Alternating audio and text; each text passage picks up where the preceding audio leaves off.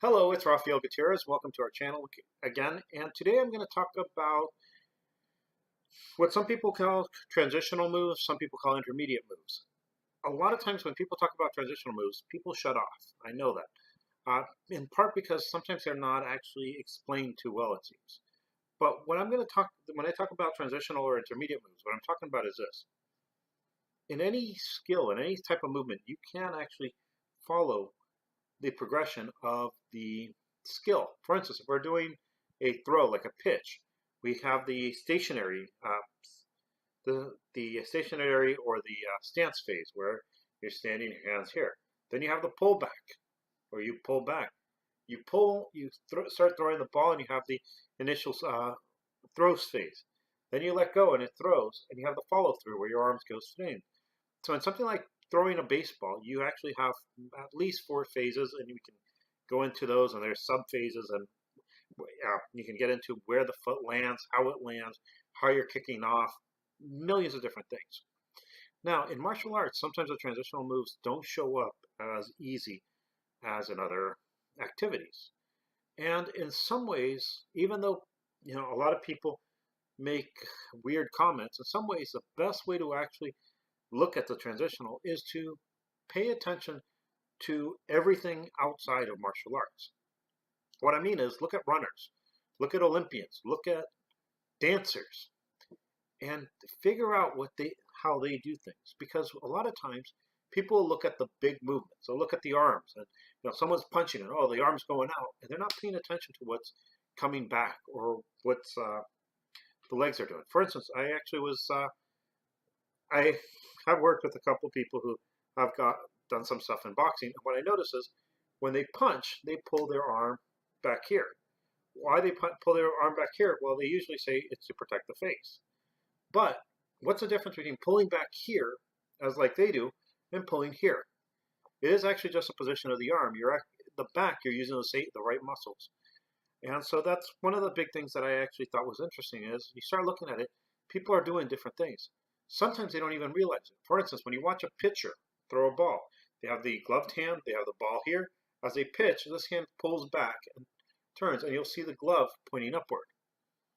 In dance, if you actually watch dancers, especially ballerinas, and look at every detail of where they land and how they land, you start noticing a lot of little moves that make a big difference. While most people are looking at the hands moving here and here, by looking at the feet, by looking at the hips, by looking at the legs, you actually start getting a lot of different ideas which don't just apply to dance. We can actually use those in any other activity. Now, the reason I usually recommend looking at dance is because there's a lot of research in dance, baseball, there's a lot of research as well, and so you can see how everyone does things and use that for your martial arts. So the transitional moves I'm talking about are not okay, I step and stop here. They're the moves that are going to be going from between the moves. So from the stance to the block, there's a lot of little things you can do to get more power. Now, a lot of people may not do this, and there's a lot of different and variations on these transitional moves. And these transitional moves are actually based on the style. A lot of times people will do certain things and they think that's the way they're done. And when someone knows the style well enough, they can actually look at two people who maybe both are really great in their own, but one of them does the katas the way their style was meant to be done. They breathe a certain way, they move a certain way, they develop power a certain way. I've actually found 5 different ways, different Okinawan karates, even actually within the same style. 5 different ways people are able to get power. Some of these can be combined together to actually develop more power. Some of them, if you try to use more than one way to develop power, it seems to cancel out the way other people get power. So it's actually one thing that you sometimes have to play with. You have to look at how everyone does something and see what works for you. Now, when I'm talking about the transitional moves, these are not going to be moves that are just done a certain way. It's what I'm trying to do is I'm trying to actually show one more step for the intermediate or transitional moves. Now, these little moves are what makes one kata look different than another. And for people who don't understand karate, it's that one thing where, yeah, this guy's doing something, but I don't know what it is. There's nothing wrong with not knowing what it is. It's actually the thing of, well, if I don't know what it is, I have to figure out what it is and try to learn it. Now, some people will say, well, these are the secrets. Truth is, my teachers taught me these. They never told me I can't teach it to anyone else. Quite the contrary. One of them told me specifically to teach this to other people. And so that's what I'm going to do. Now, this weekend, I did do a signing. I only brought my Off the Rail books. If any of you showed up, if you can let me know what you thought, please put it on comments. And I'm also always looking for questions. So please put, any questions you might have in comments, and that way I can go to those areas that you would really want to know something about. But as I deal with transition, as I deal with katas and intermediate moves, I actually ended up finding something else. I was watching a TV show, and they were interviewing an artist who, the artist was, I'm not going to mention who he is, but he was famous and was popular and did a really great job.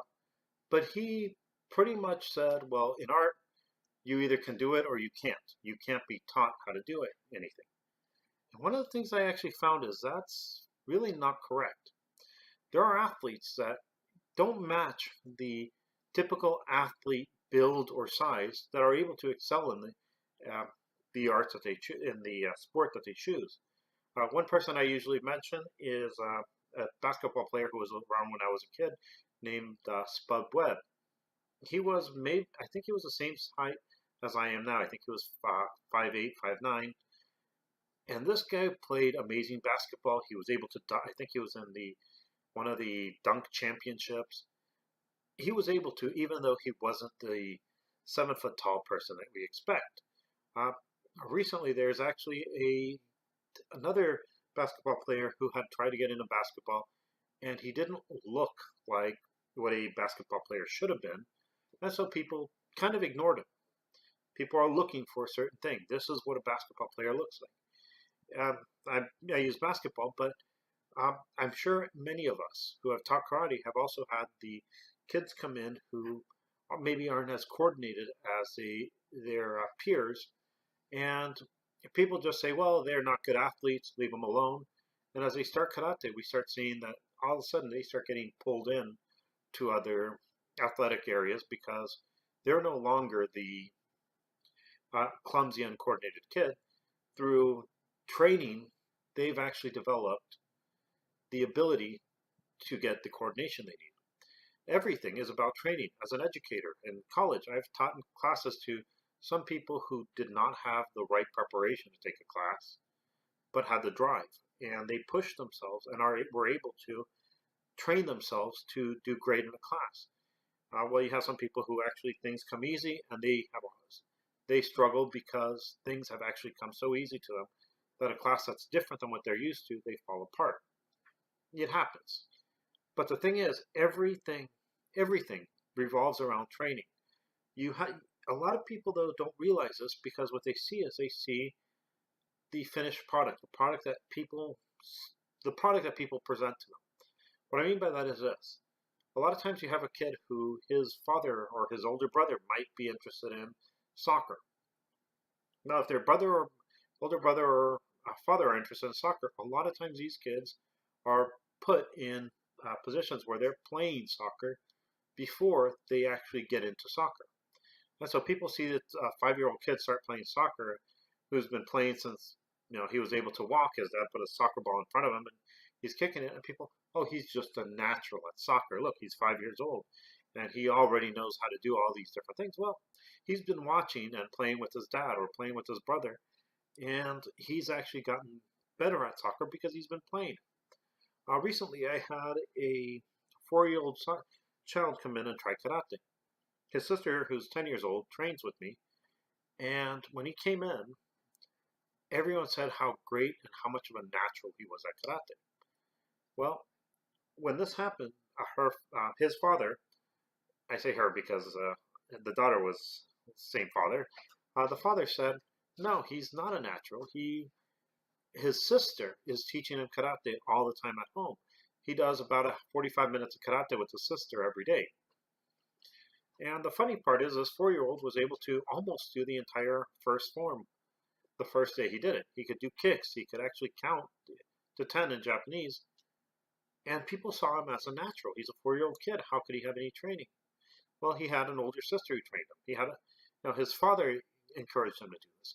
And so the idea of people are just born with disability and that's it really doesn't make sense. If you actually look genetically, which is really what we're looking at, there's not that much of variation within us, and those variations really tend to be minimal.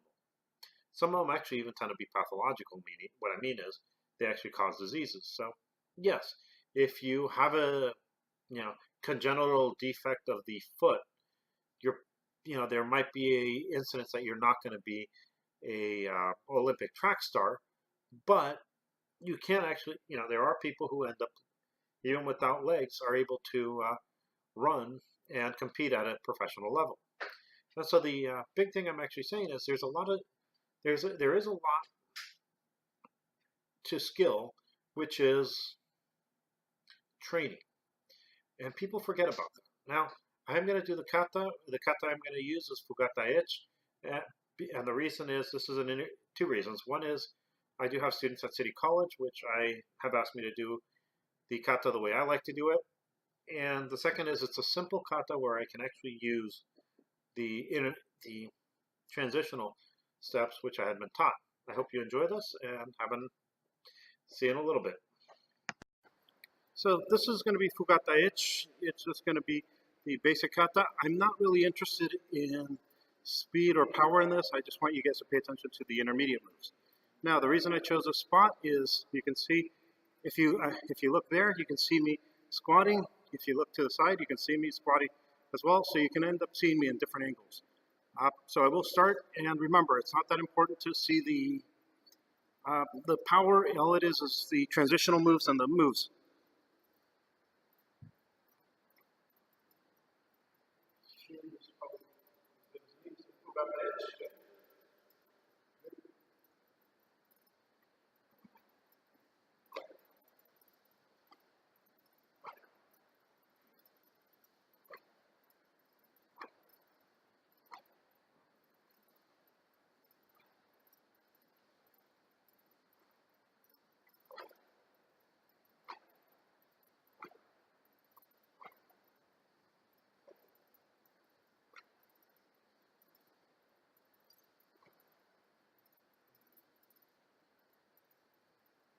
So when I'm talking about intermediate moves, when I'm talking about, if you watch the beginning, I come from here, bend my knees, shift my weight to my right, reach, and kick my right leg to drive the hips forward. You're actually stopping with your left leg, so you get that hit. Here, relax. I'll do it from here. So what I'm saying is you reach, shift, and throw here. Now when you punch, shift all the way forward, slide. So if you notice, I'll move back here. Temporarily you're in equinoxial. As you drop, your hips pull back, and you punch. So here, shift, kick off the back leg, come up, so you're actually using your hips and everything coming together. So here. I hope you enjoy this, and next week I'll go more into the intermediate steps. Thank you.